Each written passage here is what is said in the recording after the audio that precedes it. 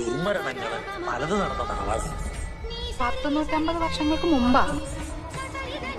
മന്ത്രവിധി പ്രകാരം പൂട്ടിട്ട് പൂട്ടിയിരിക്കുന്ന മുറികളാണ് അവിടെ. ശബരിമല ശാസ്താവാണ്, ഹരിഹരസുതനാണ് സത്യം. ഇത് ചെയ്തവനെ ഞാൻ പൂട്ടും. മണിച്ചിത്ര പൂട്ടിട്ട് ഞാൻ പൂട്ടും. മോള് ആ ഭാഗത്തെങ്കിലും പോകട്ടാന്ന് വെച്ചേക്കണം.